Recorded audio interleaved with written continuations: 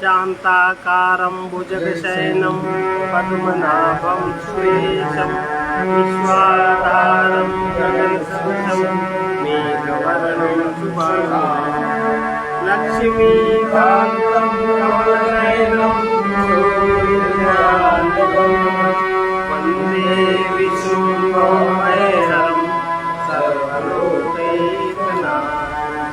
यं ब्रह्मा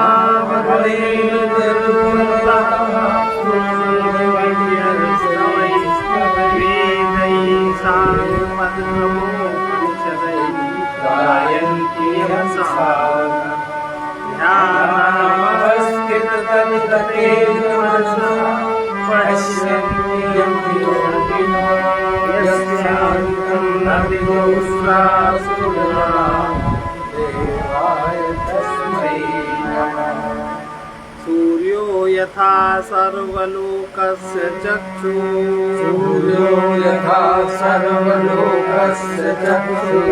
न लिप्यते चाक्षुषैर्बाह्यदोषैः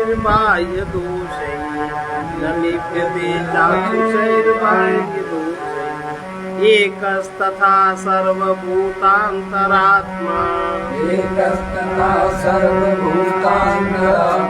न लिप्यते लोकदुःखेन बाह्यः सूर्यो यथा सर्वलोकस्य चक्षुः न लिप्यते चाक्षुषैर्बाह्यदोषैः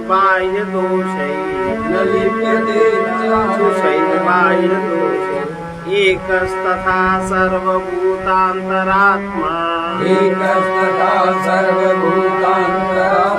न लिप्यते लोकदुःखेन बाह्यः।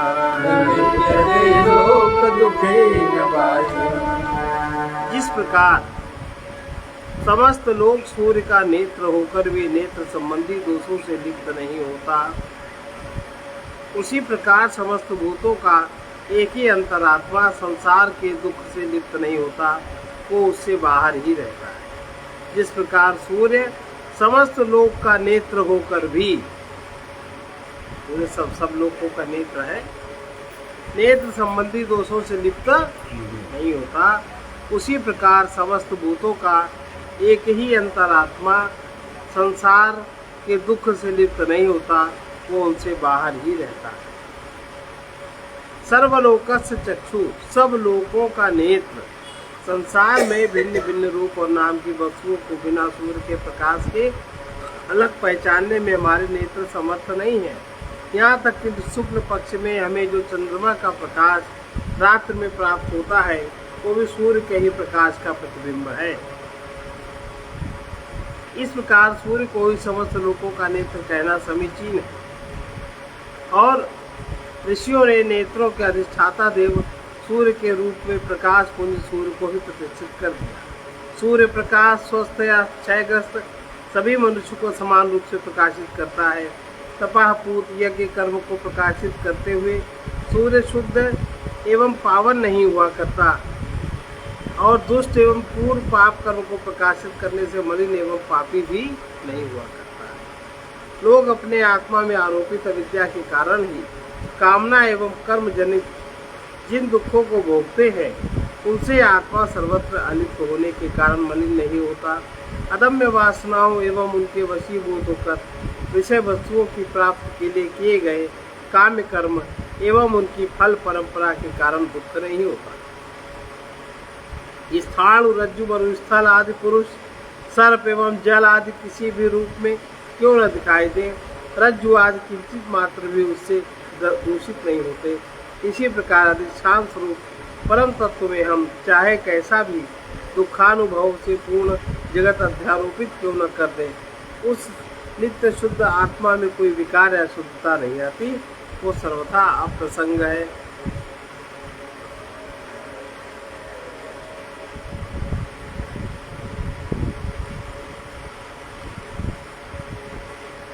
सच एवं ब्रह्म के पारस्परिक संबंध को स्पष्ट करने वाले दार्शनिकों के दो मुख्य बात। परिणामवादी आचार्य मानते हैं परमात्म तत्व सच के रूप में परिवर्तित हो जाता है, जैसे दूध दही के रूप में। वेदांती इसको ठीक नहीं मानते। इसके विरुद्ध वो कहते हैं जिस प्रकार दूध जिस समय वो दही बन जाता है उस समय वो दूध नहीं होता, उसी प्रकार यदि आत्मा जगत के रूप में परिवर्तित हो जाता है तब वो आत्मा नहीं रहेगा। ये मानना तर्क संगत नहीं। आत्मा को परिणाम अगर मानेंगे तो आत्मा परिवर्तनशील होने के कारण पुनः अनित्य हो जाएगा, क्योंकि जो वस्तुएं विकार को प्राप्त हो जाती हैं वही अनित्य एवं नश्वर होती हैं। इसलिए परिणामवाद मानने पर आत्मा को नश्वर एवं अनित्य मानना पड़ेगा।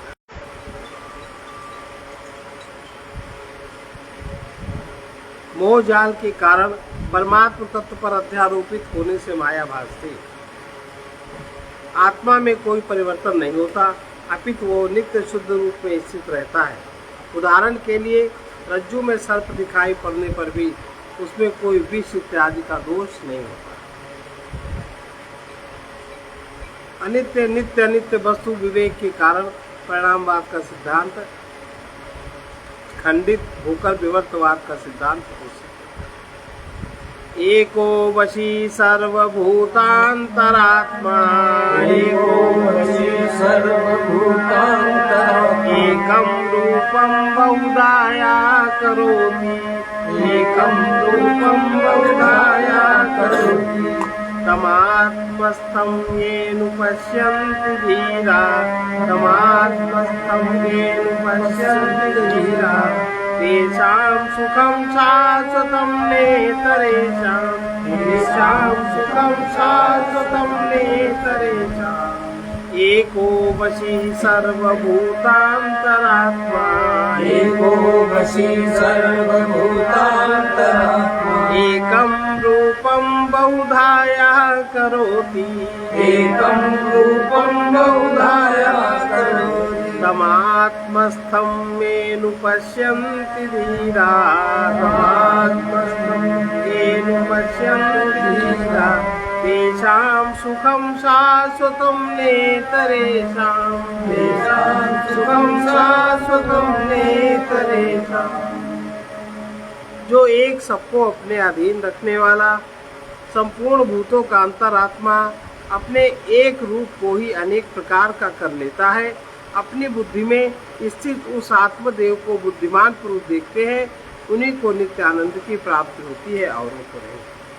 नित्य आनंद की प्राप्ति उन्हीं को होती है जो एक सबको अपने अधीन रखने वाला संपूर्ण भूतों का अंतरात्मा अपने एक रूप को ही अनेक प्रकार का कर लेता है, अपनी बुद्धि में स्थित उस आत्मदेव को बुद्धिमान पुरुष देखता है।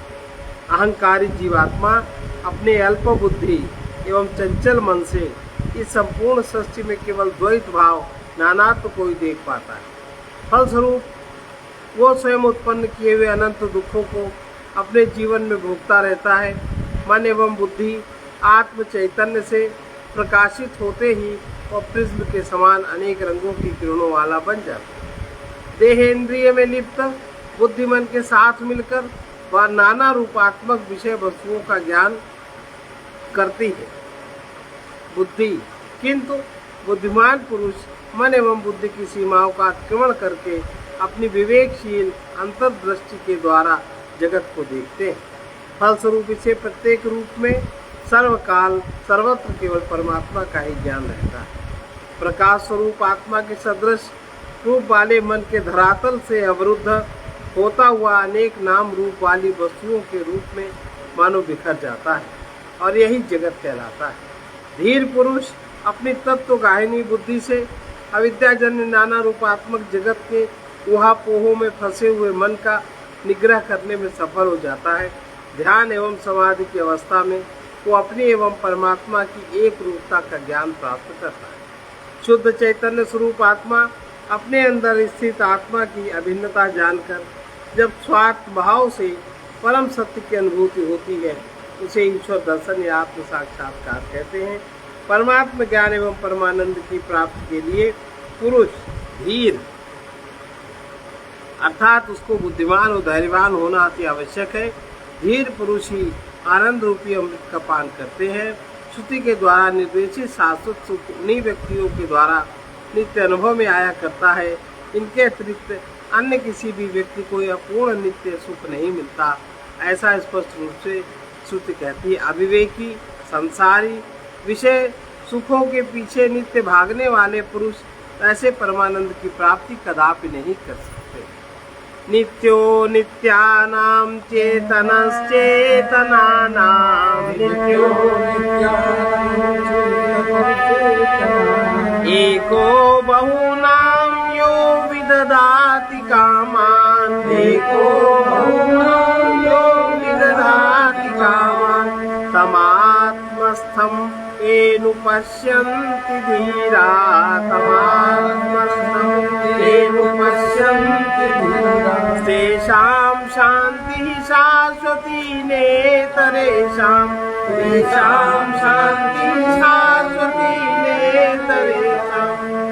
जो अनित्य पदार्थों में नित्य स्वरूप तथा चेतनों में चेतन और जो अकेला ही अनेकों की कामनाएं पूर्ण करता है, अपनी बुद्धि में स्थित इस आत्मा को जो विवेकी पुरुष देखते हैं, उन्हीं को नित्य शांति प्राप्त होती है, औरों को नहीं प्राप्त। विधि निषेध की शैली में केवल धीर पुरुष को आत्यंतिक शांति प्राप्त होती है, अन्य को नहीं।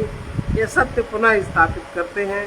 ब्राह्मण कुमार नचिकेता से आत्मा के स्वरूप के विषय में गुरु यमराज से अपनी जिज्ञासा प्रकट की थी। यमराज जब आत्मा के स्वरूप के विषय में विविध रूपों में वर्णन प्रस्तुत करते हैं, तो प्रत्येक साधक द्वारा ध्यान एवं मनन करने योग्य है। भाषा के द्वारा व्यक्त किए ना जा सकने वाले परमात्मा के स्वरूप संबंधी समस्त महत्वपूर्ण तथ्य स्पष्ट रूप से इस विचारणीय मंत्र में जिस परिपक्वता के साथ प्रस्तुत किए गए हैं, उस प्रकार अभिव्यक्ति अन्य किसी हिंदू ग्रंथों में मिलना कठिन है। यह संसार परिवर्तनशील है। प्रत्येक वस्तु निरंतर बदलती रहती है। भिन्न भिन्न रूपाकृतियों वाली वस्तुएं एक क्षण है, दूसरे क्षण नहीं है। हमारा शरीर भी समस्त जीवन काल में क्षण क्षण बदलता रहता है। आधुनिक समय आयुर्विज्ञान की भी यही मान्यता है कि मानव देह प्रत्येक 7 वर्ष के बाद पूर्णतः भिन्न रूप लेती है और शरीर में कोशिकाएं तो प्रत्येक क्षण बनती बिगड़ती हैं। देश काल व्यक्ति एवं परिस्थितियों के बराबर बदलते रहने के साथ हम शारीरिक, मानसिक एवं बौद्धिक रूप से आध्यात्मिक मान्यताओं के साथ बराबर बदलते रहते हैं। इस परिवर्तनशील चक्र को कोई भी नहीं रोक सकता। इस परिवर्तनशील परिवेश की निरंतरता हमें इन सब के आधारभूत सदा स्थित रहने वाले एक मूल तत्व की ओर संकेत करती है। चलचित्र गृह में ध्वनि प्रकाश से युक्त बार बार बदलते हुए दृश्यों के द्वारा दर्शक जो चित्र कथा देखते हैं, क्या वो बिना पर्दे के संभव हो सकती है? लहरें, हिलोरे, बुदबुदे, झाग, फेनादि का आवर्तन एवं प्रत्यावर्तन क्या नित्य परिवर्तित धीर गंभीर सागर तत्व के बिना संभव है? सर्प एवं दरार की भ्रांति भी तभी संभव है जब वहाँ इसके आधार के रूप में रज्जु है। इसी प्रकार इस परिवर्तनशील संसार के आधार के रूप में किसी न किसी प्रकार नित्य कूटस्थ तत्व होना अनिवार्य है। बिना उपयुक्त स्थान के नदी का प्रवाह संभव नहीं है। चेतनस चेतना नाम, चेतना में चेतन। लौह पिंड को छूने से यदि हाथ जल जाता है तो हम सरलता से निष्कर्ष निकालते हैं, निश्चित रूप से इसमें उष्णता अग्नि के संपर्क से आई है, क्योंकि उष्णता लोहे का धर्म नहीं। इसी प्रकार मूलतः जल प्रकृति वाला शरीर मन बुद्धि से युक्त जीवात्मा यदि चैतन्य रूप से प्रतिभासता है, तो ये चेतना उसे कहीं बाहर अर्थात शुद्ध चैतन्य रूप आत्मा के कारण प्राप्त हुई है, ऐसा समझना चाहिए। विदधाति कामान, कामनाओं को पूर्ण करता है। यहाँ कर्म फल सिद्धांत की ओर व्यापक दृष्टि से विचार करते हुए संकेत किया गया है। कर्म फल नियंता रूप से परमात्मा प्रत्येक जीव को सुख दुख रूप अनुभवों को भोगने के लिए जीवन देता है। लोक में प्रजाजनों से अलग अपनी राजधानी में रहने वाले राजा या राष्ट्रपति के समान अति मानवीय दिव्य शक्ति के रूप में यह आत्मा स्वर्ग आदि में निवास नहीं करता, अपितु यह तो सर्व कर्म फल नियंता नित्य शुद्ध बुद्ध चैतन्य स्वरूप वाला आत्म तत्व है। इस प्रकार वेदांत मनुष्य के ज्ञान की पराकाष्ठा है। ऋषियों द्वारा उद्घाटित सत्य संबंधित तथ्य सामान्य ज्ञान के नहीं, अपितु उनके लिए अति मानवीय प्रयासों को दर्शाते हैं, जिनके द्वारा जीवन के आधारभूत आत्मदेव को उन्होंने मानव जीवन की अतल गहराइयों में बैठकर ढूंढ निकाला है। इस कारण नित्य कूटस्थ शुद्ध चैतन्य स्वरूप आत्मा ही नित्य बदलता हुआ जगत प्रतीयमान होता है। इस प्रकार उपनिषद पवित्र एवं पूज्य धर्म ग्रंथों की कोट में आते हैं। इसलिए उपनिषद साहित्य को कोई बाल्यावस्था की तोतली वाणी के रूप में कहता है तो ईसा मसीह के शब्दों के अनुरूप उन्हें ईश्वर क्षमा करे, क्योंकि वे नहीं जानते कि वो क्या कह रहे हैं। तदिति मन्यन्ते अनिर्देशं परमं सुखम् अनिर्देशं परमं सुखम् कथं तु तद्विजानीयाम् किमु भाति विभाति वा भाति विभाति वा तदिति मन्यन्ते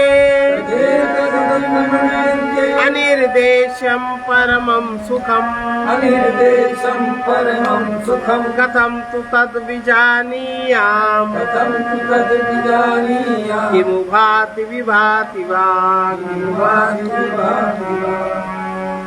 उस आत्मविज्ञान को धीर पुरुष अनिवार्य अनिर्वाच्य परम सुख मानते हैं, उसे मैं कैसे जान सकूंगा क्या वो प्रकाशित होता है अथवा नहीं। यमराज इस मंत्र को स्वयं पूछे गए प्रश्न के रूप में प्रस्तुत करते हैं एवं अग्रिम श्लोक में उसका उत्तर देते हैं, किंतु मैं इस प्रश्न को वेदांत का अध्ययन करने वाले नचिकेता के द्वारा पूछा हुआ मानना चाहता हूँ।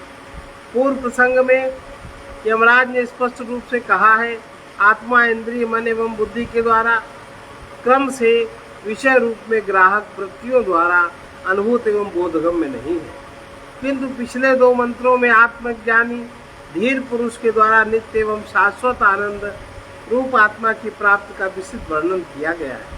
मेधावी शिष्य के मन में संशय होता है, क्योंकि मंत्रों के पूर्वार्ध में यह भी कहा गया है कि विवेकी पुरुष ध्यान अवस्था में सर्व विभु सत्स्वरूप आत्मा का स्वात्म भाव से यही वो इस रूप में साक्षात्कार करता है। तदिति यही वो है, सत्य का न दर्शन संभव है, न अनुभव और न वैदिक ज्ञान। विषय ग्रहण संकल्प विकल्प आदि वृत्तियाँ एवं निश्चयात्मक ज्ञान क्रम से इंद्रिय मन बुद्धि आदि के व्यापार है। ये केवल नाना रूपात्मक जगत की वस्तुओं अनुभवों एवं विचारों से संबंधित होकर कार्य करते हैं। धीर पुरुष जब इंद्रिय मन एवं बुद्धि इन तीनों से मिथ्या तादात्म्य छोड़ देता है, अर्थात इनके बंधन जन्य दुख से अपने को अलग कर लेता है, तब उसी क्षण वो यह अनुभव करता है, जिस आत्म तत्व की खोज में भटक रहा था वो तो उसी के पास है। वो स्वात्म भाव से उस परम तत्व का साक्षात्कार करता है।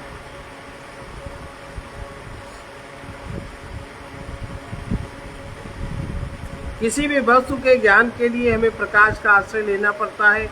स्थूल जगत के लिए प्रकाश एवं सूक्ष्म विचार आदि के ज्ञान के लिए बुद्धि रूपी प्रकाश का होना अनिवार्य है। यहाँ तक तो नचिकेता ने भली बात समझा, किंतु धीर पुरुष मन और बुद्धि से परे उस आत्म तत्व का साक्षात्कार कैसे करता है, यहाँ शंका खड़ी हुई। कि वो बात क्या वो प्रकाशित होता है? विभाति वाया प्रकाशित किया जाता है। जैसे लैंप तो स्वयं अपने प्रकाश का कारण स्वयं प्रकाशित होता है, जबकि दूसरे पदार्थ उससे प्रकाश में प्रकाशित होता है। स्वयं प्रकाश आत्मा को प्रकाशित करने के लिए कोई अन्य प्रकाश अपेक्षित नहीं है। जिस प्रकार बादलों के छट जाने पर सूर्य स्वयं प्रकाशित हो जाता है, उसे देखने के लिए वायु उपकरण टार्च आदि की आवश्यकता नहीं पड़ती, उसी प्रकार ये आत्मा प्रकाश स्वरूप ही है।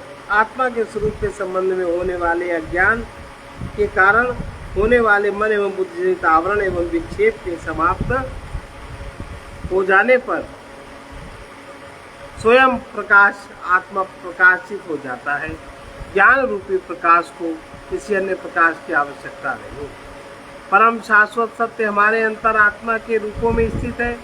धीर पुरुष आत्म भाव से आत्मा का साक्षात्कार करके शाश्वत शांति एवं नित्य सुख प्राप्त करते हैं।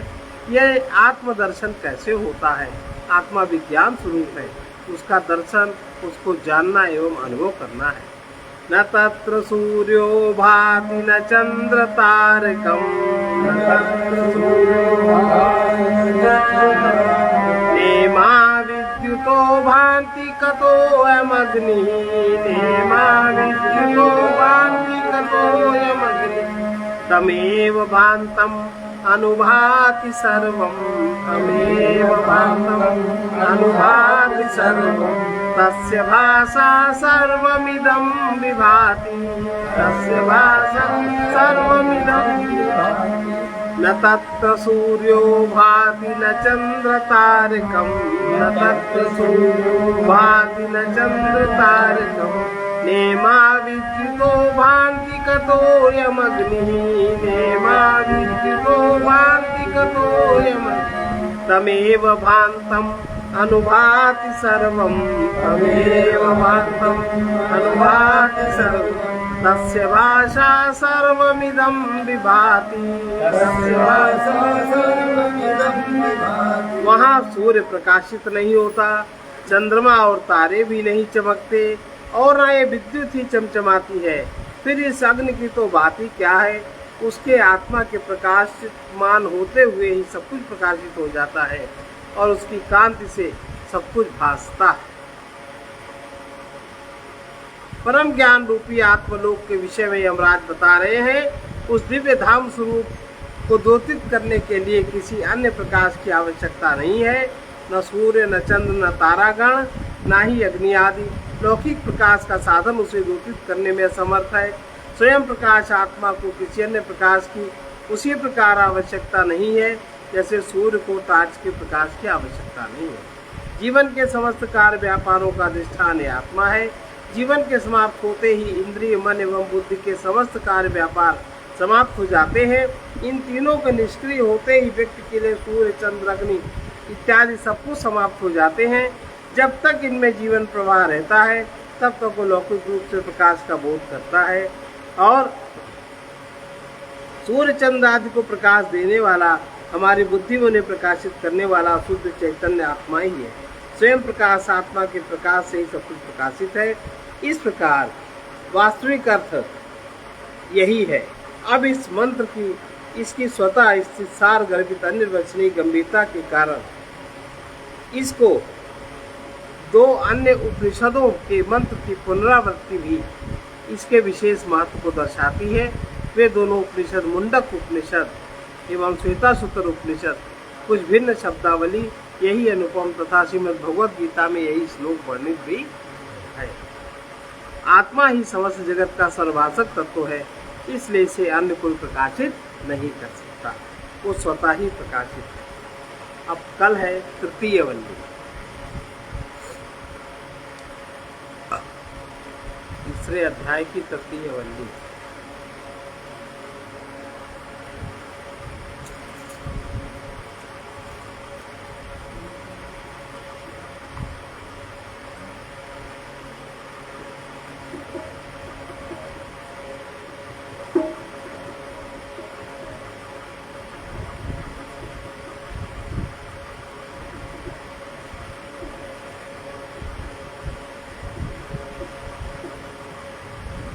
ए दया निधान तुम्हारे ही गुण गाते जाएंगे।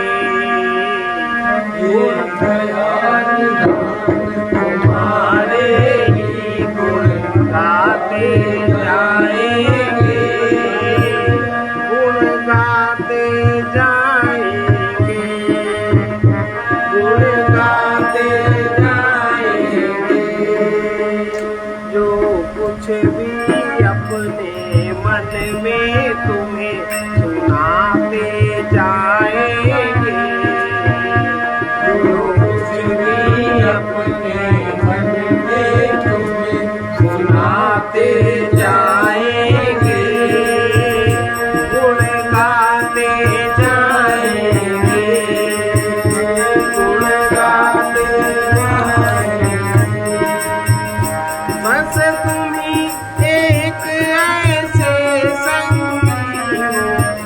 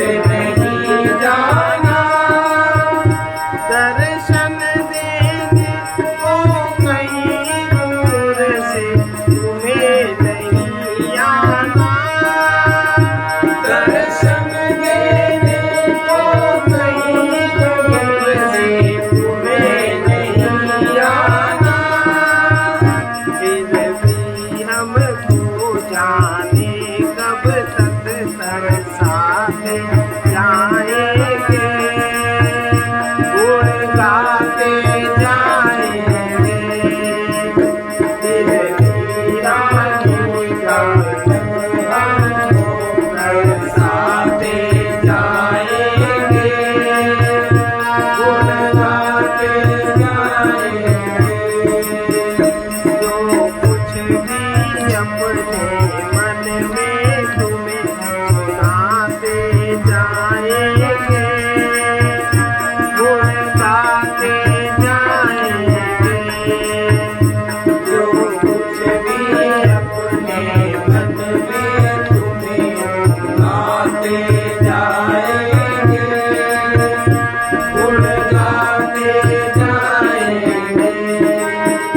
प्रभु क्या दूं तुमको जो कुछ है, सर्वस्व तुम्हारा है।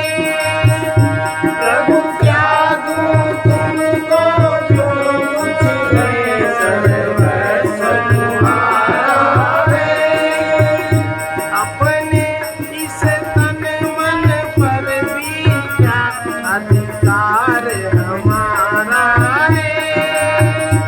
अपने इस तन मन पर भी क्या अधिकार हमारा है। हम पथिक सदा तुमसे ही सब कुछ पाते जाएंगे, गुण गाते जाएंगे। हम पथिक सदा सब कुछ तुमसे पाते जाएंगे, गुण गाते जाएंगे। हम पथिक सदा तुमसे ही सब कुछ पाते जाएंगे, गुण गाते जाएंगे। हम पथिक सदा सब कुछ तुमसे ही पाते जाएंगे, गुण गाते जाएंगे। हे दयाल दाए तुम्हारे, गुण गाते जाएंगे, गुण गाते जाएंगे।